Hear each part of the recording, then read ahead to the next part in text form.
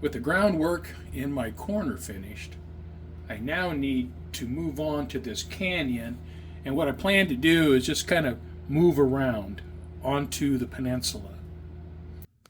I'll give you a look at my track and ballast after the washes.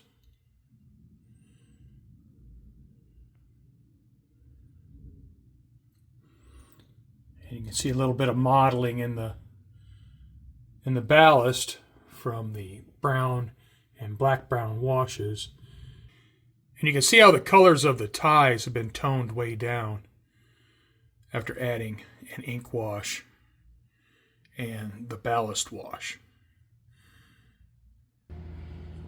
Now I have a piece of rock I want to put in right here. So I'm going to have to get in here and cut out a bunch of this foam so I can get this to fit.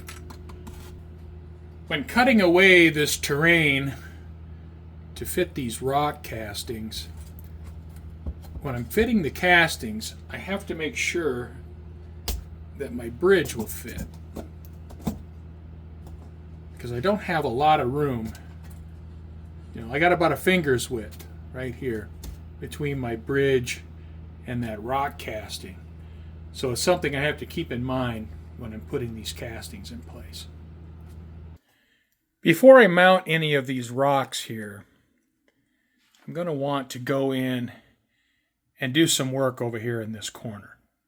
Now what I think I'm going to do is this area that's closest to the track, I think I'm going to want to do something similar to this so it all matches. So it's going to have similar rock castings. In order to do that, this has to be cut way back. And I also may cut it down. Now I want to get this area prepped for a backdrop. And if I cut this way down, I can always build up in front of the backdrop. But this area here, this entire corner all the way back to here, needs to be modified. So a lot of this foam and plaster cloth is going to have to be cut away. I cut all the terrain down in this corner. I didn't particularly like what I had, and so I'm going to start fresh. And I've cut it back quite a ways. So I'm going to redo a bunch of this.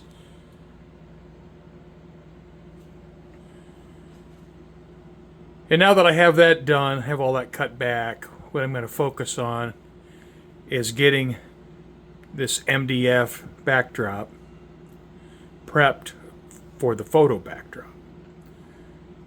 And I can get the photo backdrop installed,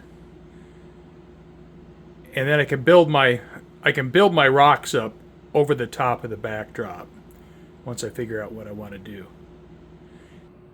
I'm making up a template for my photo backdrop. My photo backdrop is 6 feet wide, 72 inches wide, and 18 inches tall. The left side of the photo backdrop tapers downwards, so it should taper down into my existing mountains on the left. The right side of the photo backdrop, I think, has a pretty much vertical cutoff, so it'll go up against the edge of my backdrop, the MDF backdrop, and then just cut off on the edge right here. But the important thing right now is to get the bottom edge of this template and then apply that to my photo backdrop so I can trim away everything below that edge. And that way I can fit the backdrop up into this space. I have the template down over my photo backdrop. And you can see over here, a large chunk of it here is going to be cut away and not used. Everything below the template will not be used. Now I moved the template about an inch, inch and a half down below the backdrop. One reason is I want to try to use as much of the backdrop as possible. And the other reason is I'm going to try to use a mirror in the bottom of the canyon to reflect the canyon into the background to try to make it look like it has more depth. So I want to try that. So now what I'm going to do is I'll take a marker, mark out along the pattern, and then cut this piece away. All right, well, this is exciting. I have the backdrop trimmed. Now the backdrop does not have an adhesive, so when I install it permanently, I'll use double-sided tape. So you can see the sky has not been cut away yet. So what I'm going to do now is put it up in place and do some final trimming on the bottom. Make sure everything fits like it should. I'd like to get it to fit as tightly as possible.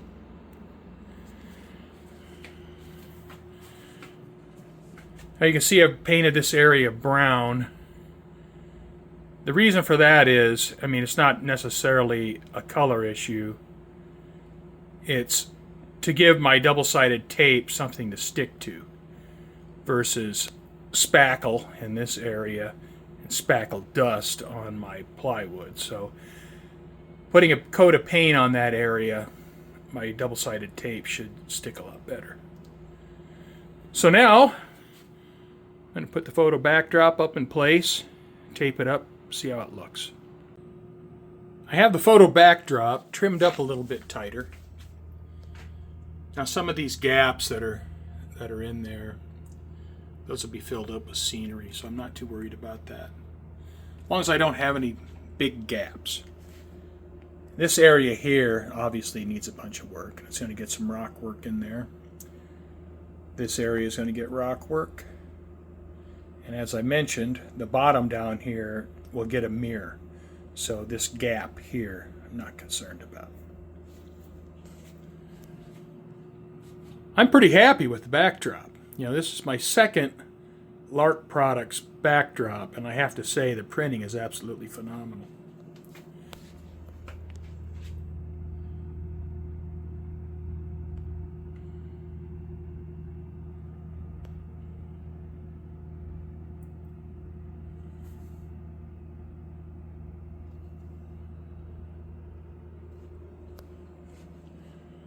And it matches my existing rock work pretty well, so pretty happy with it.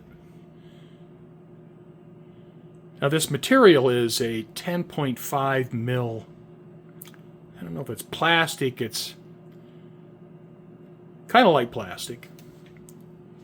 And as I mentioned, it doesn't have an adhesive backing, so I have to use double-sided tape to put it up. So the next thing is I'll take it back down. I'll get me a brand new number 11 blade in my hobby knife, and I'll have to go in and trim away all the blue sky. I have the blue sky trimmed away from the photo backdrop. So what I'm going to do now, I'm going to take a pencil and I'm going to trace the outline of the backdrop against the MDF backdrop. And then what I'm going to do is take some of this double-sided tape and apply the tape along the pencil line. And I'll also put the tape, you know, in some other areas as well. And then I'll permanently attach the photo backdrop to the MDF backdrop.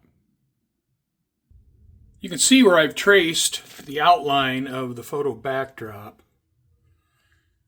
And so what I'll do now is I'm going to apply double-sided tape along this line.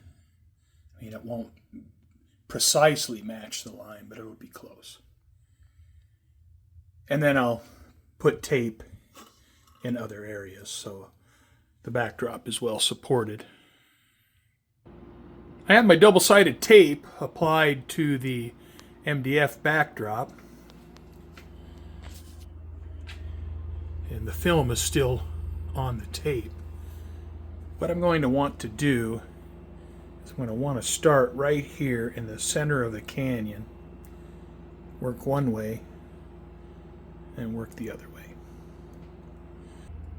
Alright, now I have this part secured, and what I'm going to do is I'm going to take this part and roll it up, and then I'll start removing the film here, laying it down as I go. Here we go. So start right here. This film backing off.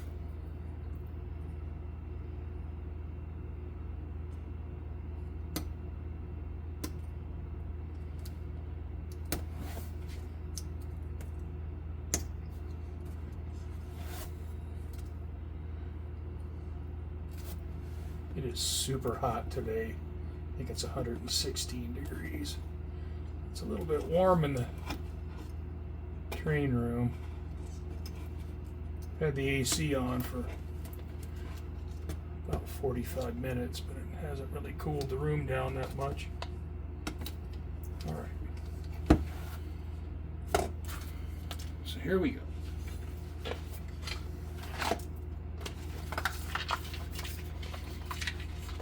Press this up against here.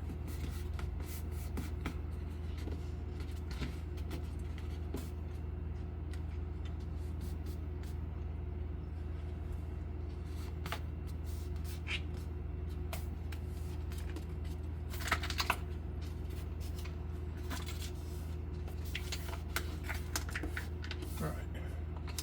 So we've got to start. Now I'll just keep removing this film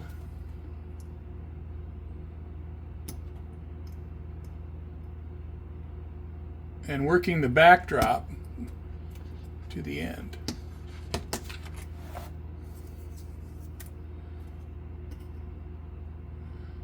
I'll just work, maybe 6 inches at a time to try to keep the alignment as good as possible. I'll probably get it skewed a little bit, but I want to try to keep it as good as I can.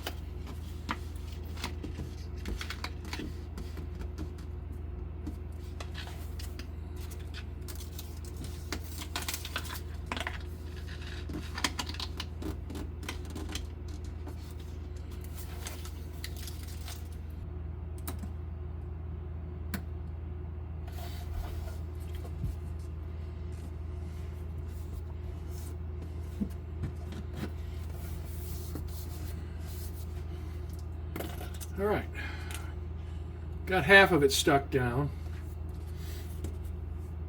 I'll go ahead and do the other half.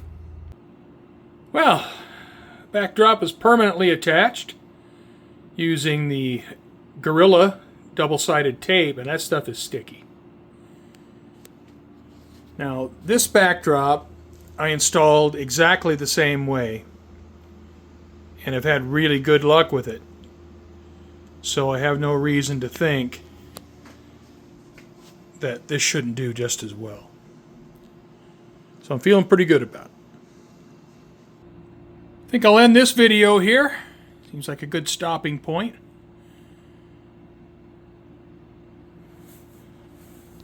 The second backdrop is installed.